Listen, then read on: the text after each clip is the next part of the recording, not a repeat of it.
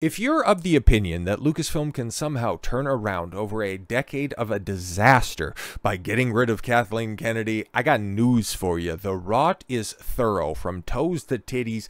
It's done. It's cooked. It's long gone and forgotten. The entire brand is done. Okay, what can you do with Willow? Not like it was, like a A or a B level property, but bringing it back for that ill-fated streaming service, slop product, and realizing it was so bad that you had to scrub it from the service, that effectively kills any hope that you could have for that moving forward. And doing what you did to Indiana Jones, bro, and the final nut kick is coming in a couple of weeks with the release of The Great Circle. Have you seen pre-order numbers? Not looking very good. Letting you know that the entire indie ecosystem, that's poisoned, due to the fact that, the Dial of Destiny was such a steaming pile of crap. We know that dial pointed directly into the trash bin. But then, of course, the crown jewel at Lucasfilm, Star Wars, who's actually looking forward to anything that's coming out, like Andor Season 2, it'll probably be good. It's a lot of the creatives that are coming back this time around, and it's been treated like Castaway out on an island, a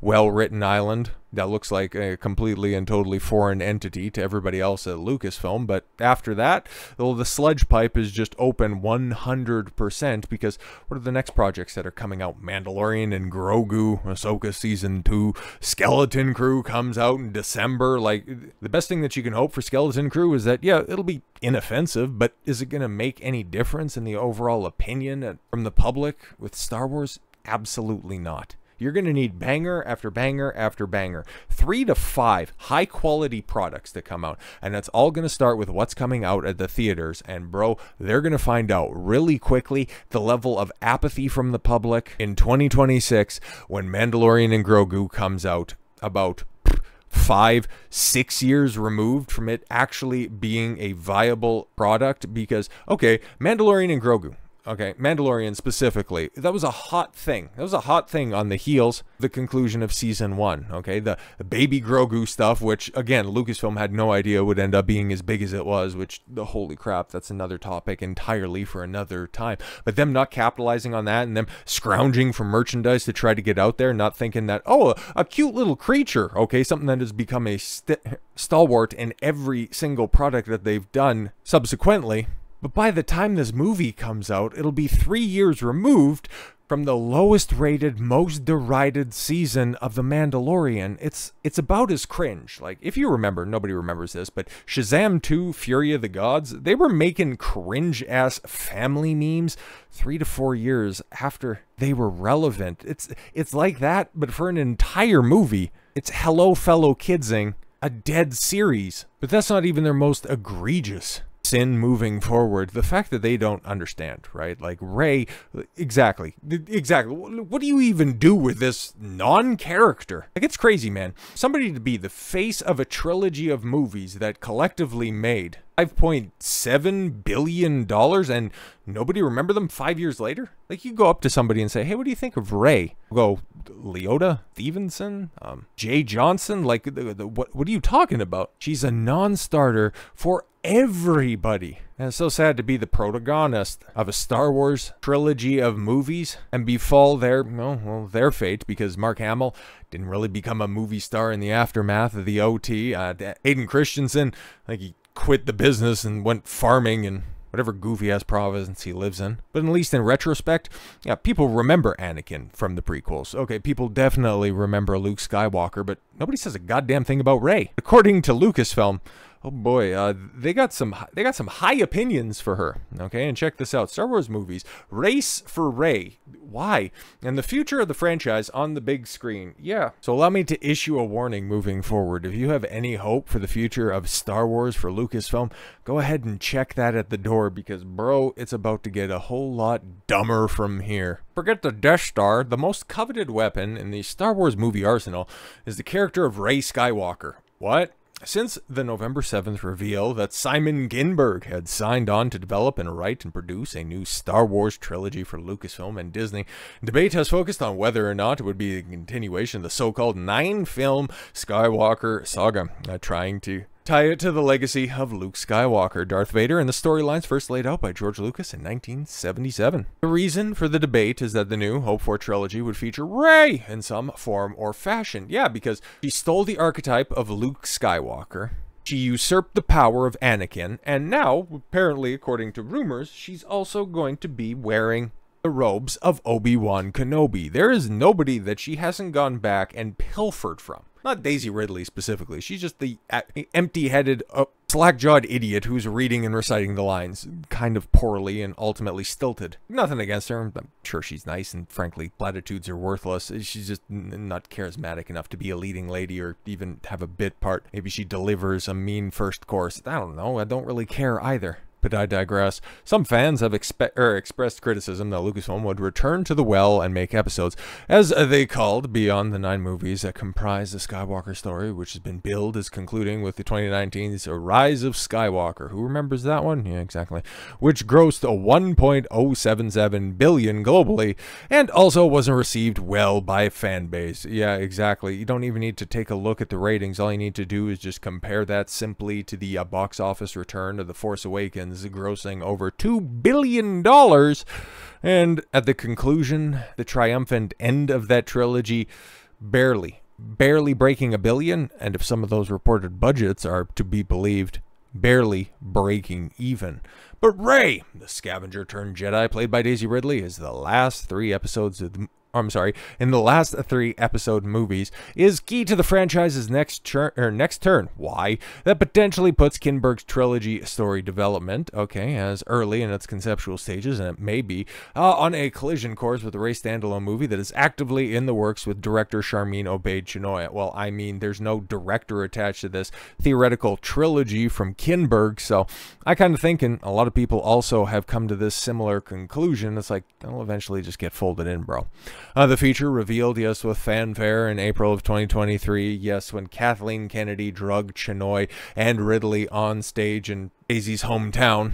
But since then, minus a very ill-timed New Year's Eve performance on CNN where Sharmeen hopped on and said, "It's finally time for a woman to take control of Star Wars." And it's like, yeah, we've seen what happened to the vacuous airhead. When a woman does take charge of Star Wars, well, we're here. And the final nail in the coffin of the brand, was delivered earlier this year with The Acolyte and Leslie Headland. But anyways, perhaps that is why Lucasfilm was receptive to Kinberg's multi-story pitch. Anything to move Rey forward.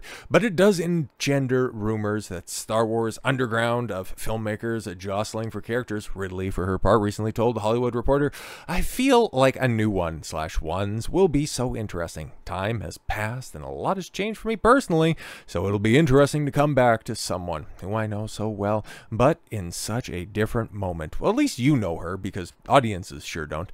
And while insiders dispute the notion that there's a battle for Rey, there definitely is internal deliberation within Lucasfilm as to what to do with the heir, the Skywalker, next. And brace for impact on this one, because if you haven't heard about this before, bro, this one's gonna knock you flat on your ass.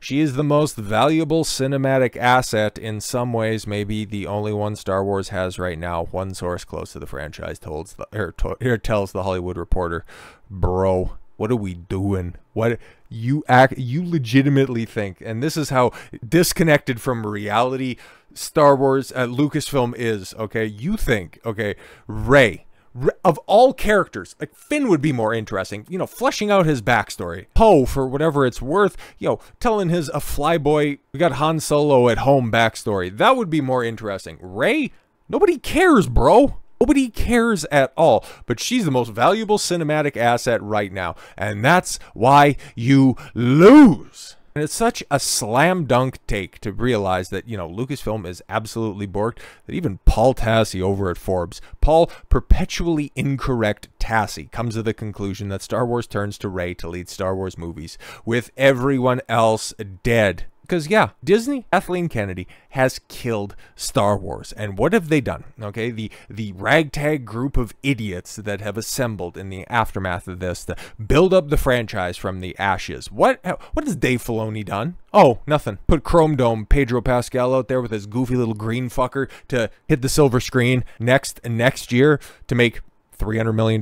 Bro, that box office performance for that pile of shit that's on the horizon is going to shock Lucasfilm back to reality so quickly. It'll be amazing. If Jon Favreau's toupee doesn't fly up to the roof and knocks Dave Filoni's stupid gay cowboy hat off. Disney appears to still be wandering in the wilderness when it comes to its plans for future Star Wars movies, with The Mandalorian and Grogu born out of a TV show heading to theaters for sure. The new reporting seems to focus on Rey as the potential savior for Star Wars movie universe, which is being forced to lean less heavily into nostalgia with so much of the Skywalker area and time periods immediately adjacent to it being a mine to death. Here's Hollywood Reporter, the fight for Rey and the next centerpiece for the movie universe. Yeah, exactly. Going over what we have there, reiterating that, they believe that Rey is the most popular and most valuable cinematic asset. That's just so stupid that you could possibly come to that conclusion. That conclusion.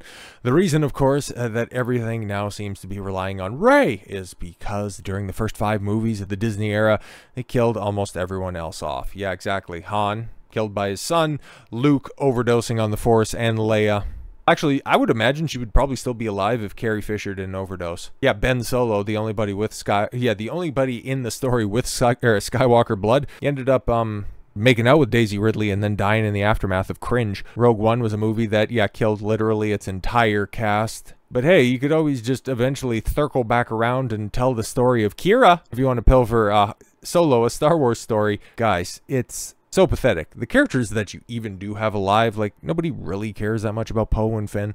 Like, I offered them up as alternatives, but honestly, what is there to say about Finn and Poe after Rise of Skywalker, Rise of Palpatine, if you will? They squandered every opportunity. I remember, because I didn't watch Force Awakens when it first came out, but the idea of a stormtrooper breaking the mind conditioning, seeing through all the brainwashing, breaking ranks, is like, well, that's a cool idea. And then eventually to just, have John Boyega reduced to yelling Rey all the time doesn't really ingratiate himself to a bunch of in-depth storylines. And Oscar Isaacs, just delving into the meta for a second, said that he'd only return to Star Wars reprise the role of Finn if he needed to buy a new house. So literally, the only person who's not dead, or the only person whose spirit isn't completely crushed, is Daisy Ridley, is the character of Rey, and Lucasfilm is going to find out incredibly quickly. While they might consider her to be the most valuable cinematic asset, that might be true, but the value of Rey is going to be measured in the amount of lead shavings